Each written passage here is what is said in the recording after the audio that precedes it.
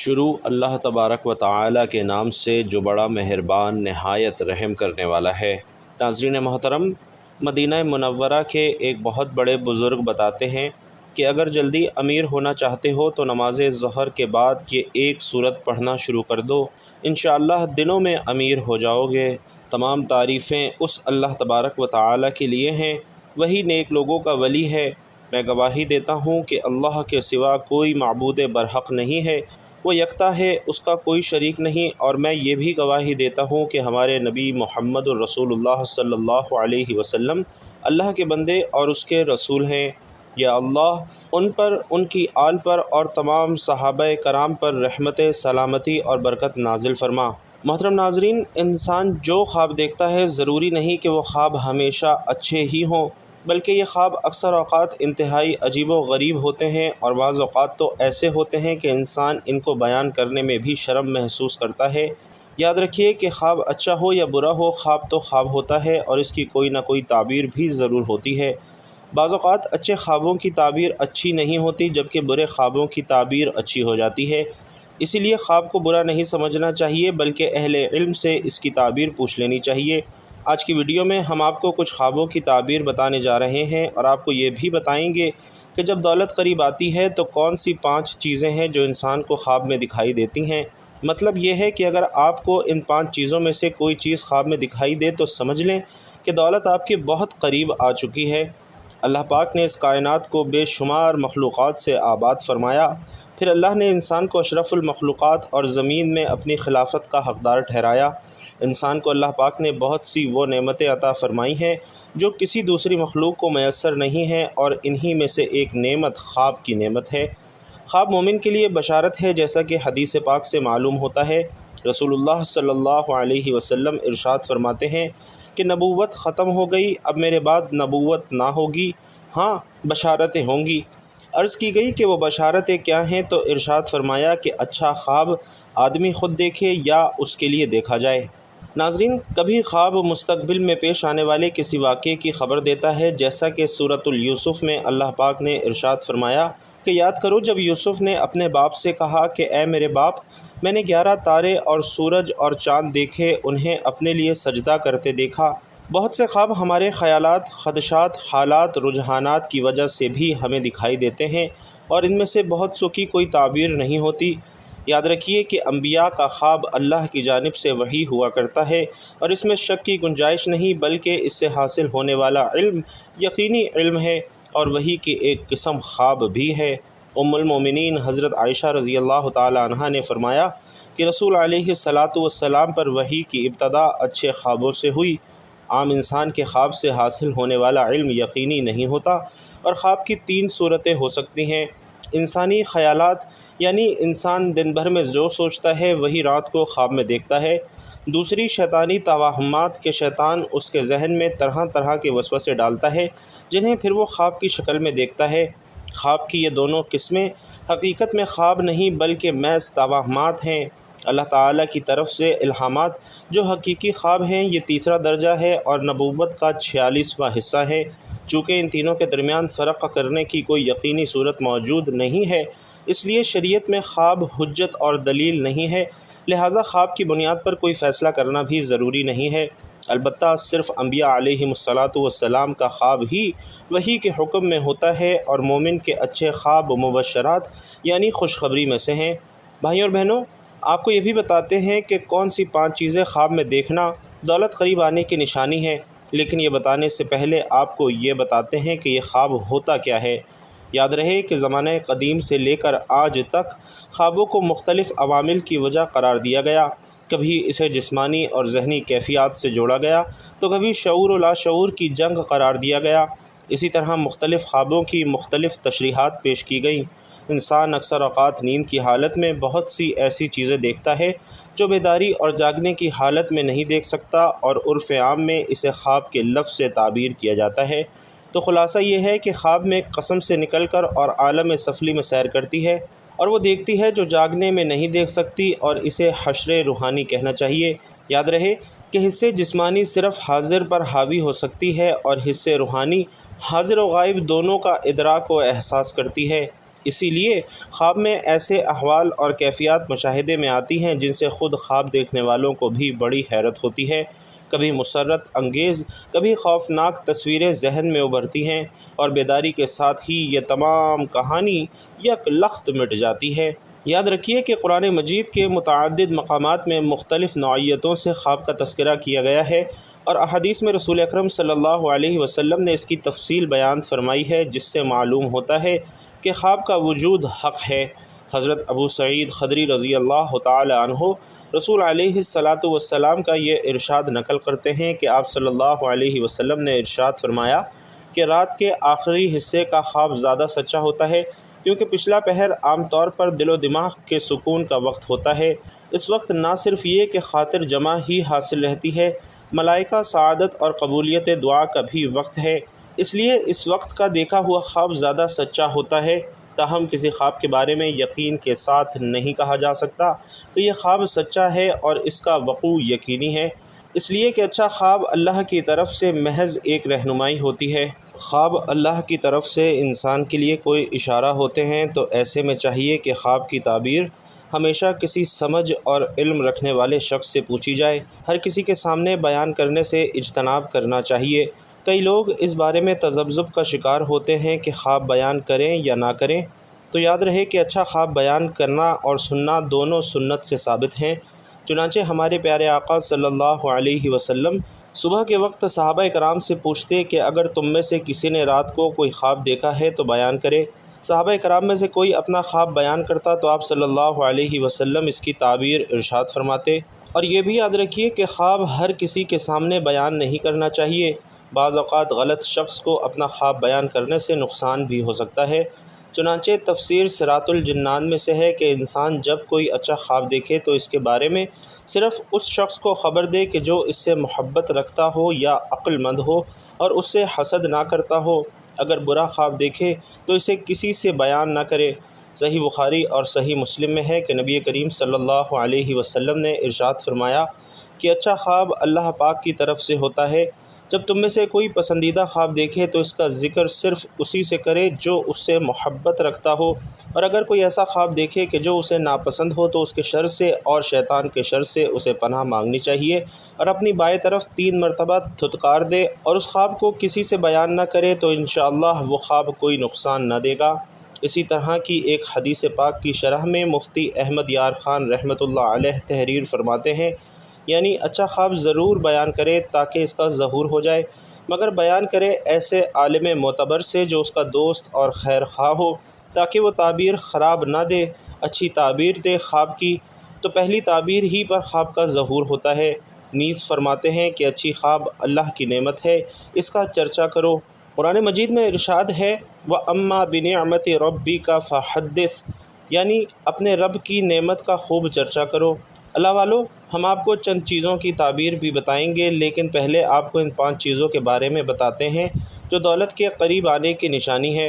دولت قریب آتی ہے تو 5 چیزیں خواب میں نظر آنا شروع ہو جاتی ہیں: پہاڑ دیکھنا یا پہاڑ پر چڑھنا، مچھلی دیکھنا یا مچھلی کھانا، خواب میں تخت دیکھنا، یا جس شخص نے خواب میں گھوڑا یا اونٹ کبھی دیکھ لیا تو سمجھیں کہ یہ دولت قریب آنے کی نشانیاں ہیں۔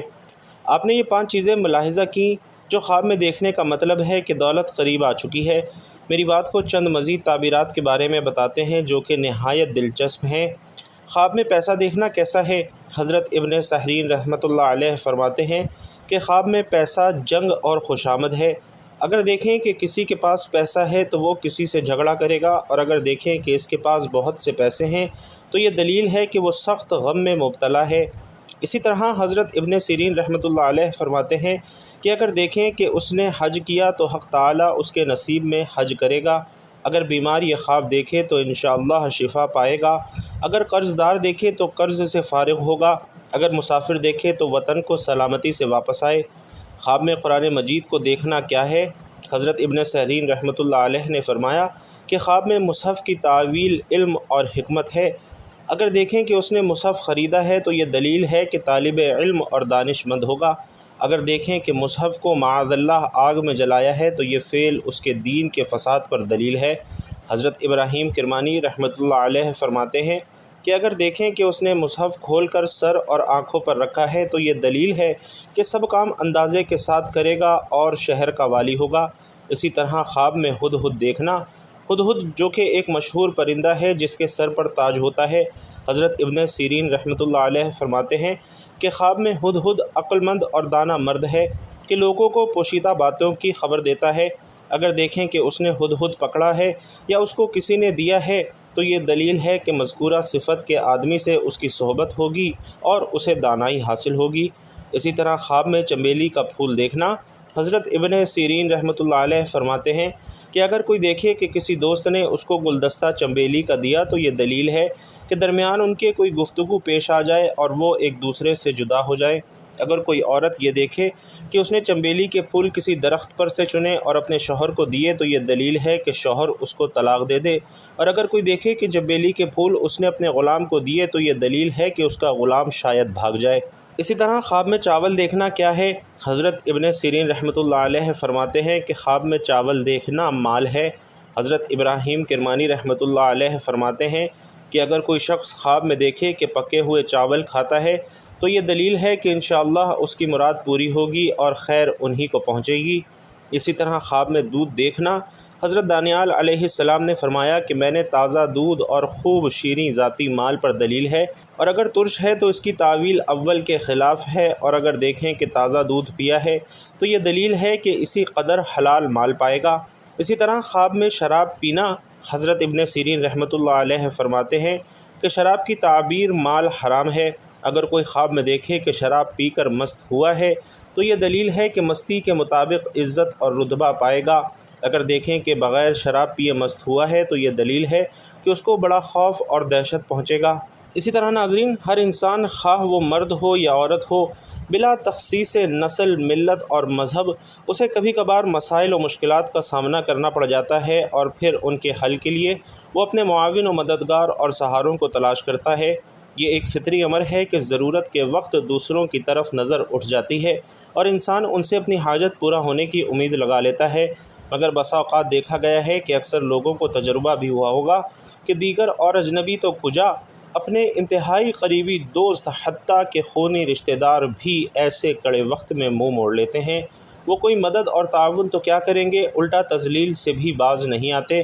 لیکن ہم مسلمانوں کو اللہ رب العزت نے ایک ایسی دولت اور یقینی سہارے سے نوازا ہے کہ جب کبھی بھی کیسی بھی کہیں بھی دنیا یا آخرت کی، مالی ہو یا جسمانی، غرض کوئی بھی ضرورت آن پڑے تو فوراً اسے بروئے کار لاتے ہوئے اپنی ہر ضرورت کو بغیر کسی انسانی مدد اور دست سوال دراز کرنے کی ذلت اور رسوائی سے بچتے ہوئے بآسانی پورا کر سکتے ہیں، اور وہ نعمت عظمیٰ سورۃ الیاسین ہے۔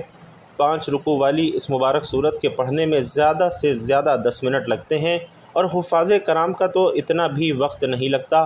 اس سورہ مبارکہ کے کتنے فوائد ہیں، اس کا اندازہ ہمیں محسن انسانیت حضور اکرم صلی اللہ علیہ وسلم کی احادیث سے معلوم ہوتا ہے۔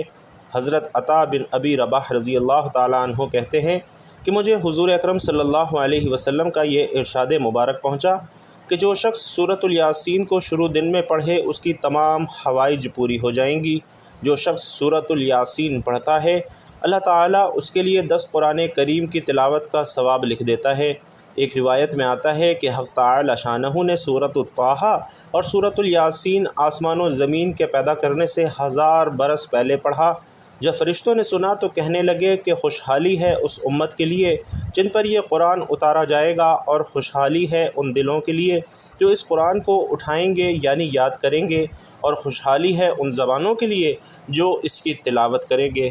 اسی طرح ناظرین محترم، ایک حدیث میں ہے کہ جو شخص سورۃ الیاسین کو صرف اور صرف اللہ کی رضا کے واسطے پڑھے اس کے پہلے سب گناہ معاف ہو جاتے ہیں، بس اس سورت کو اپنے مردوں پر پڑھا کرو۔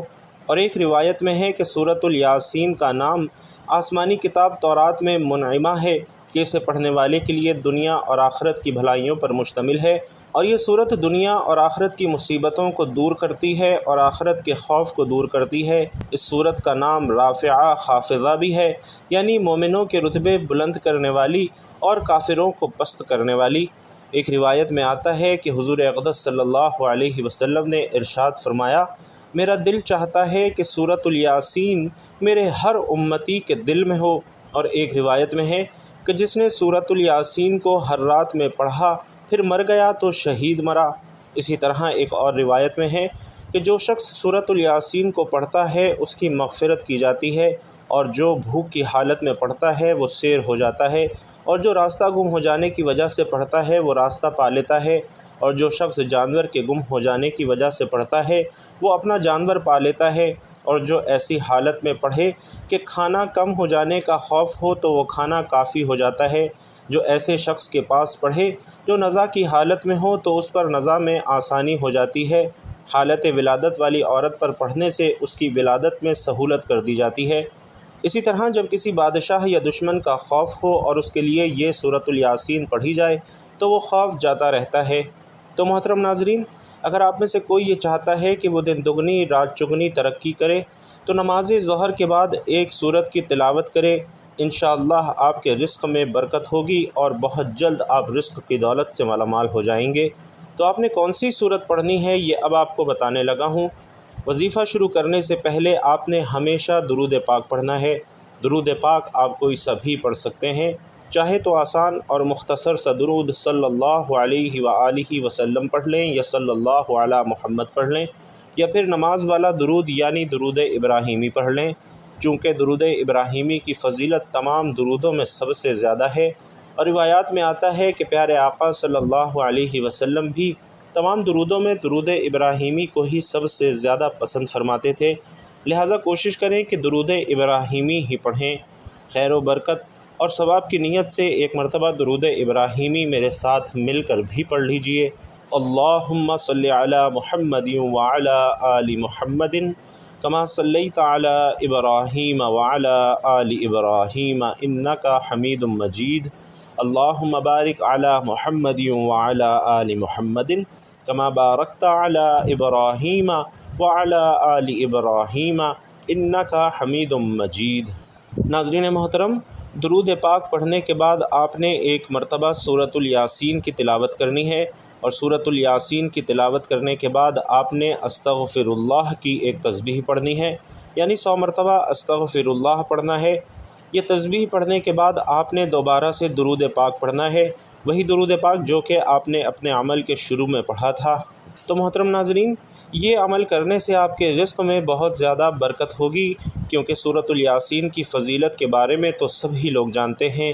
حضرت انس رضی اللہ تعالی عنہ روایت کرتے ہیں، فرمایا کہ رسول اکرم صلی اللہ علیہ وسلم فرماتے ہیں کہ ہر چیز کے لیے ایک دل ہوتا ہے، اور قرآن مجید کا دل سورۃ الیاسین ہے، اور جس شخص نے سورۃ الیاسین کی تلاوت کی تو اللہ تعالیٰ اس کے لیے 10 بار قرآن مجید پڑھنے کا ثواب لکھے گا۔ تو ناظرین، خلوص دل سے اور رب کی ذات پر کامل یقین رکھتے ہوئے یہ وظیفہ پڑھیں، کیونکہ یہی اس عمل کی شرط ہے کہ آپ نے سچے دل سے اور رب کی ذات پر کامل یقین رکھتے ہوئے یہ وظیفہ پڑھنا ہے۔ دلوں میں وساوس رکھیں گے، خدشات رکھیں گے کہ پتہ نہیں میرا یہ وظیفہ قبول ہوگا یا نہیں ہوگا، میری دعا قبول ہوگی یا نہیں ہوگی، میری حاجات پوری ہوں گی یا نہیں پوری ہوں گی، تو ناظرین اس طریقے سے یہ وظیفہ اثر نہیں کرے گا۔ رب کریم کے ایک فرمان کا مفہوم ہے کہ میں بندے کے ساتھ ویسا ہی معاملہ کرتا ہوں جیسا کہ بندہ مجھ سے گمان رکھتا ہے۔ تو آپ نے دل میں یہ یقین رکھتے ہوئے یہ وظیفہ کرنا ہے کہ اللہ تعالیٰ آپ کا وظیفہ بھی ضرور قبول فرمائے گا، آپ کی مانگی گئی تمام دعائیں بھی ضرور قبول فرمائے گا، اور آپ کی جو بھی حاجت ہے، جو بھی پریشانی ہے، اللہ تعالیٰ کی بارگاہ میں وہ بھی سنی جائے گی اور پوری کی جائے گی۔ جب اس یقین کے ساتھ آپ یہ وظیفہ پڑھیں گے تو ناظرین اس کے نتائج دیکھ کر آپ خود بھی حیران رہ جائیں گے۔ اللہ رب العزت ہم سب کو کامل یقین کے ساتھ اس عمل پر کرنے کی توفیق نصیب فرمائے، آمین یا رب العالمین۔ ناظرین، آخر میں آپ سے گزارش ہے کہ اللہ تعالیٰ کے 99 ناموں میں سے ایک انتہائی طاقتور صفاتی نام یا رزاقو اپنے رزق میں وسعت، برکت اور کشادگی کے لیے کمنٹ باکس میں ضرور لکھتے جائیے گا۔ اللہ رب العزت آپ سب کا حامی و ناصر ہو، آمین یا رب العالمین۔